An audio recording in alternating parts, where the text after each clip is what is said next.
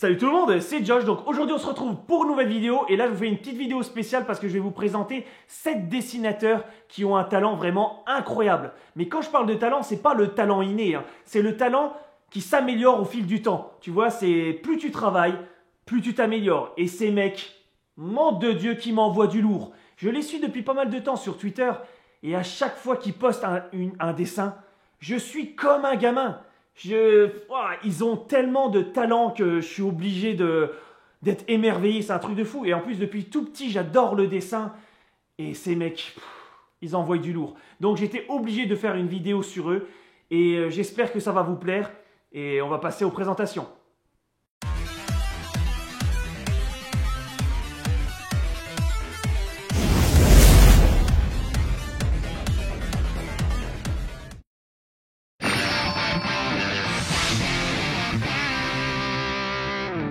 Tout d'abord, je vais parler de Jigito. Bon, peut-être la plupart d'entre vous le connaissent parce que c'est le dessinateur de la BD du chef d'Otaku, Dirty Cosmos. Et aussi, il fait quelques posters pour Lucas TV. Donc, qu'est-ce qui m'a plu chez Jigito?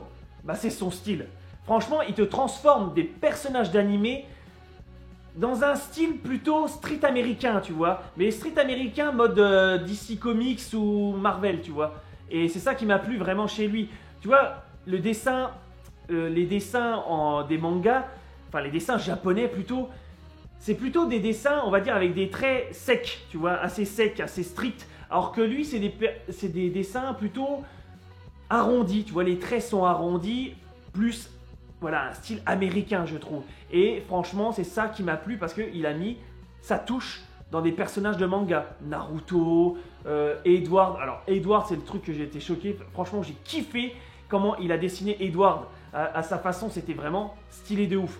Et il te fait autre chose aussi, là, comme vous pouvez voir, du God of War, il a fait aussi un Disney, il fait vraiment une touche particulière et c'est ça qui m'a vraiment plu chez lui. C'est pas commun, tu vois, il a imposé son style et franchement, c'est peut-être ce qui a plu aussi au chef pour pouvoir faire sa BD Dirty Cosmos. Donc Jigito, c'est validé, donc si vous voulez suivre tout son travail, je poste son Twitter dans la description.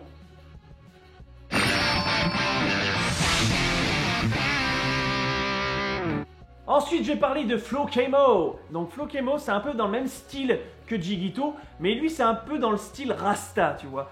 Il fait des personnages, on va dire, plus cool. On sent un peu plus, tu vois, un peu plus dans le mode relax, mais en gardant toujours le même style manga, tu vois. Et aussi, ce que j'aime bien, c'est qu'il transforme certains personnages comme Raditz, je crois qu'il a fait même Guy et d'autres. C'est des personnages de couleur blanche, hein, et il a fait des personnages de couleur noire. Et franchement, j'ai bien aimé parce que c'est un autre style, c'est particulier aussi, et c'est vraiment stylé de ouf. Ouais, je dis pas, c'est pour ça que je partage des personnes parce qu'ils font un travail incroyable. Et j'adore aussi son travail sur la couleur. Il a une bonne nuance de couleur que, tu vois, j'apprécie. À chaque fois qu'il poste une image, tu vois, c'est la couleur qui m'attire vraiment. C'est son jeu de couleurs. Tu vois, il a un talent sur le jeu de couleurs et ça, j'adore. Aussi, en parlant de Flo Kamo, il a fait le personnage pour mes reviews de One Punch Man. Donc, le personnage qu'on voit sur les miniatures. Le Kinzoku Josh Bato. Et là, il m'a envoyé du rêve quand il me l'a fait. Donc c'est pour ça que j'étais obligé de le présenter parce qu'il a un style que j'adore.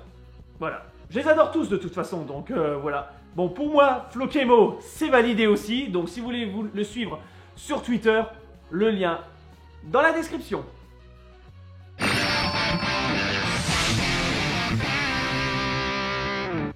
Alors là, je vais vous parler de Kinzoku Mato. Donc là, c'est le dessinateur Dragon Ball. Alors là, il te fait des dessins de Dragon Ball, mon pote. Vraiment, il envoie du lourd. Et il a fait un nouveau style qui est particulier et que j'adore absolument. C'est sur ses dessins, il te fait le visage des personnages avec un petit octogone, je crois. Hein, un petit octogone juste pour avoir voilà, le début, le haut des pecs, hein, le haut des pecs et le visage du personnage. Et franchement, j'adore parce qu'il te fait des expressions, il te travaille sur les expressions, sur le regard des personnages, que ce soit sur Goku, sur Trunks, sur Gohan. Franchement, il envoie du lourd. Franchement, il envoie du lourd. Même, il a aussi fait son petit fan art sur le prochain personnage du film Dragon Ball Super. Et franchement, j'ai adoré. Et j'espère qu'il se rapprochera le plus du personnage parce que ça vraiment... Je trouve que c'est la personne qui se concorde le plus. Et franchement, sur les dessins Dragon Ball, c'est lui qui s'en rapproche le plus. Il dessine vraiment bien. Il dessine vraiment bien et à chaque fois que, pareil, il poste un dessin, je suis comme un fou. La première fois que j'ai vu ça, je me suis dit, waouh, mais c'est un mec qui travaille pour la production Dragon Ball Z ou Dragon Ball Super. C'est un truc de dingue. Oui, ouais, je sais, je suis un peu teubé, mais bon, c'est pas grave. Mais vraiment, un bon travail sur la perspective des personnages. Vraiment, si vous aimez le style Dragon Ball et que vous voulez voilà, un dessin particulier sur un personnage, sur votre personnage préféré, Trunks, Goku, Gohan, Vegeta, demandez à Kinzo. Franchement, il dessine super bien. Donc, pour moi, Kinzo, c'est validé. Et si vous voulez le suivre sur Twitter, comme d'habitude, hein, comme les autres, le lien est dans la description.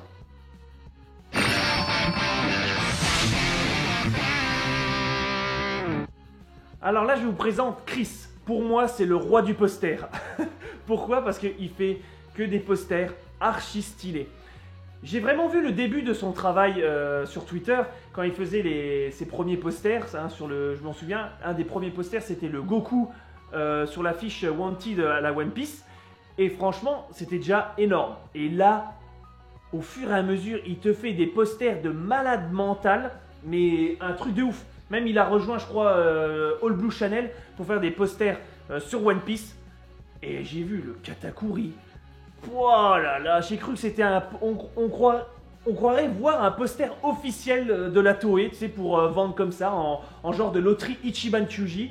Et vraiment, il s'est très très bien amélioré. Il touche énormément à Photoshop, hein. C'est même lui, pareil pour les reviews de chapitre One Punch Man, c'est lui qui m'a fait le petit logo où on voit la tête de Saitama. Même il travaille aussi pour le doc et il fait pas mal aussi de bannières YouTube, hein.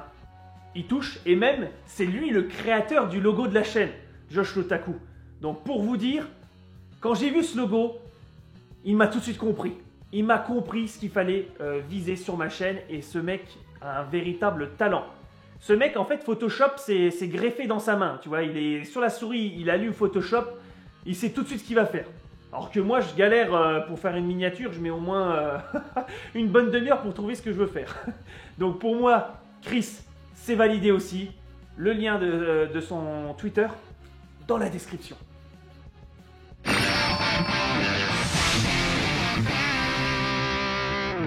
Et là, je vais vous parler de Luffy Stud, qui est un des dessinateurs du doc. Et franchement, lui, il m'a mis en PLS. Alors, j'étais à la Made in Asia, je crois que c'est la Made in Asia de 2017. Et le doc me dit, tiens, je t'offre le calendrier de One Piece Passion. Donc, je le prends, je regarde le calendrier, et je me dis, bah, en fait, c'est des dessins de l'animé que tu as mis voilà, dans un calendrier. Il me dit, ah non, non, non, c'est mon dessinateur, Luffy Stud, qui l'a fait. J'ai regardé, je me suis dit, mais c'est un truc de dingue. Le mec dessine aussi bien que les dessins qu'on voit dans l'animé. J'ai dit, mais c'est un truc de malade mental. Et après, il a fait des shikishi, pareil, de One Piece, sur les Figure Zero, avec les poses de Figure Zero. Mais là, on m'avait encore plus perdu parce que les shikishi, ils étaient simplement magnifiques.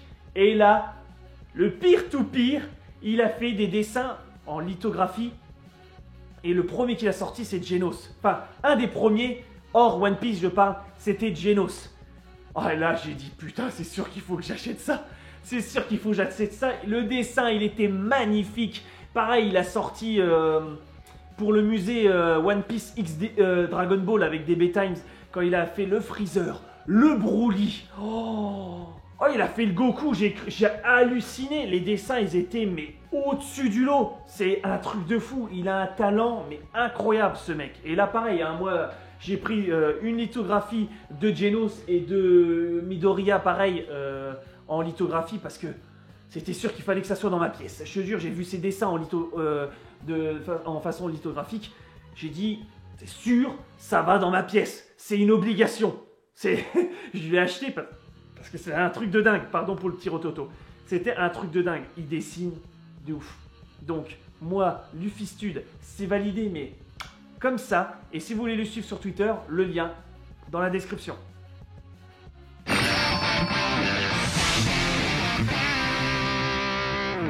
Et là, je vais vous parler de Ming. Alors pour moi, c'est le roi du portrait.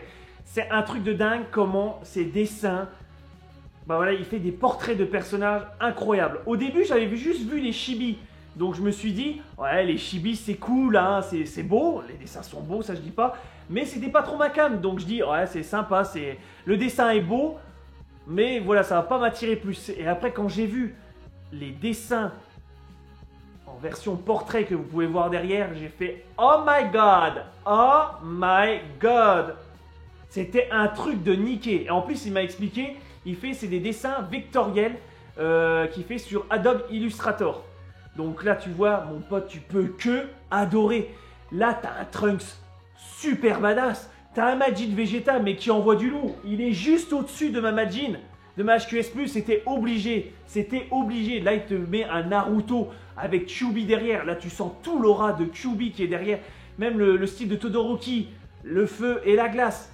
C'était vraiment incroyable. Son style de dessin, tu vois le regard des personnages qui est perçant.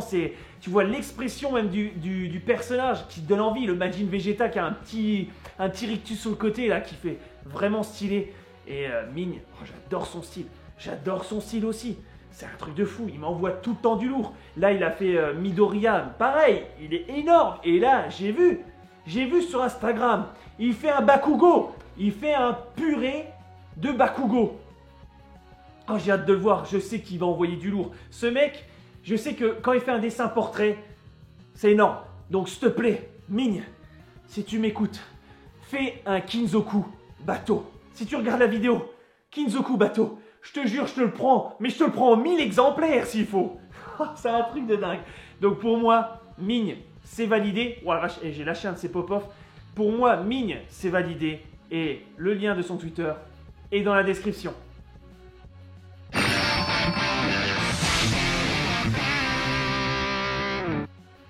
Et pour finir, je vais parler de JC, qui est mon dessinateur et qui est derrière la collection Josh l'Otaku.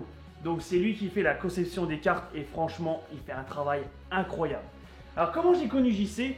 Donc c'est facile, hein, c'est un moment, je cherchais un dessinateur pour la chaîne parce que je voulais faire un dessin de moi en version Dragon Ball pour l'illustration de la chaîne. Et j'avais fait un post sur Twitter et ça a été le premier à me répondre. Et il m'a dit, bah voilà, dis-moi ce que tu veux, tout ça. Je lui ai donné mes directives et après je lui ai donné carte blanche. Et après quelques jours de travail, il m'envoie le dessin. Et là, waouh, j'étais vraiment sur le cul. Il a fait le dessin que vous connaissez tous, hein, ma position de dos, tout ça en mode Saiyajin. Et vraiment, j'ai été sur le cul. Et là, j'ai quelqu'un qui a vraiment un talent incroyable.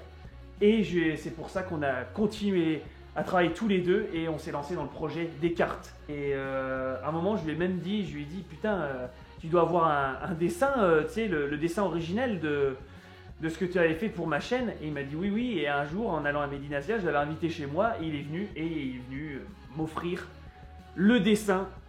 Voilà, le dessin officiel de moi en version Saiyajin. Et vraiment, j'étais ému. Je ne l'ai pas montré devant lui, mais JC m'a vraiment...